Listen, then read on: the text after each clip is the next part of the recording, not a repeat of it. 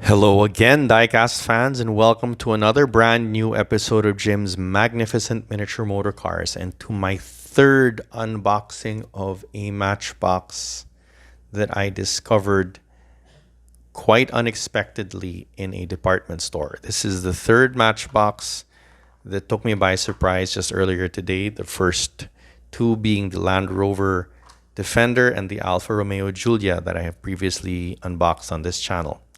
Well, this is a Mitsubishi 3000 GT. I'm fairly sure there's a bit of a mistake here because this car is denominated as a 1994 Mitsubishi 3000 GT, but the car itself has actual, well, quote-unquote glass headlights. To the best of my knowledge, when this car launched in 1994, it actually had pop-up headlights, and the glass headlights were introduced several years later to comply with US regulations. So if anything, the glass headlights would have come up in the late 90s or the early noughties.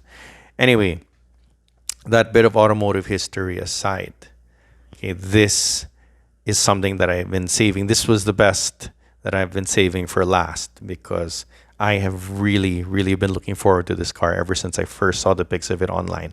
And enough of me yapping, let's get on with the unboxing.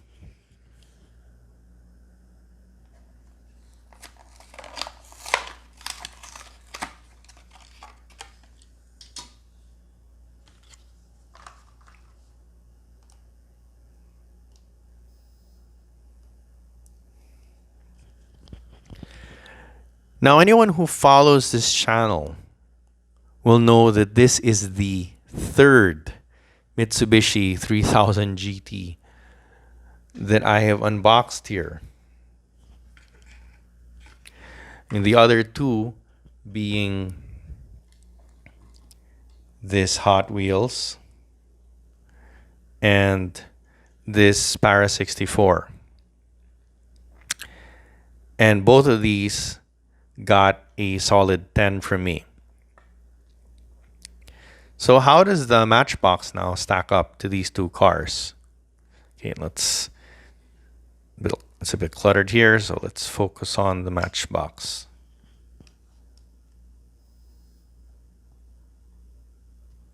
Oh, if I'm honest, the Matchbox stacks up very well. At least against the Hot Wheels, which got a 10. But if I'm perfectly honest, it holds its own against them both. Yeah, this is a very strong casting. I mean, the shape, the details, this interior, this tan interior, the plastic headlight inserts. Matchbox could have just made these headlights tampos. I mean, they've done it with many of their other cars, and there really wasn't that. There really wasn't a particularly compelling reason why, considering this is just $1 car, why these should be plastic inserts. But they were. Matchbox basically went the extra mile here. Don't even know why, but I'm glad they did. So basically, like its competitors from Hot Wheels and Para 64, and even Tomica. Remember, I was a huge fan of the Tomica version. It's here as well. This Matchbox is fully deserving of a 10. It is beautiful. I'm going to be honest. I find it really strange that this car is experiencing a bit of a renaissance in terms of nostalgia. I mean, Mitsubishi basically haven't made cars like this since they stopped making this car back in 2002. The 3000 GT it's basically the first and last of its kind over at Mitsubishi. It was, I guess, the closest Mitsubishi ever got to making a supercar. And well, after it went out of production in the noughties for plummeting sales, they just never took a crack at that again, which is a shame because, as you can see, the available diecast models, and let's kind of zoom out here so you can see them all, are basically an embarrassment of riches.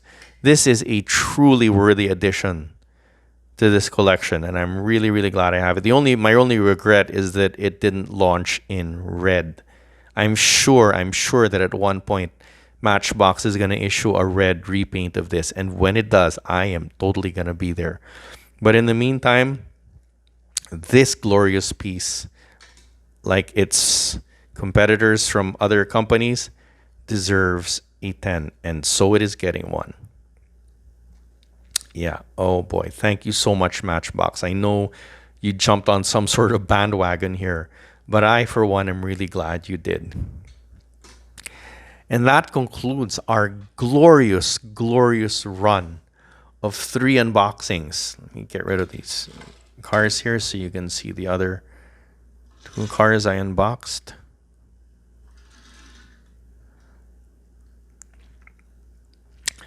So yeah, it's not often that I find so many cars in one fell swoop that just beg to be unboxed. But I consider myself lucky. I'll probably get around to unboxing those repaints that I mentioned. And don't get me wrong, I'm still looking forward to it. But I am particularly grateful to have found these cars. I mean, I knew they were coming. I just was not expecting to find them so soon and all at once at that. I'm so grateful. And I hope you guys enjoyed these last few episodes. Rest assured, there's more content on the way. So, yeah, see you around, guys.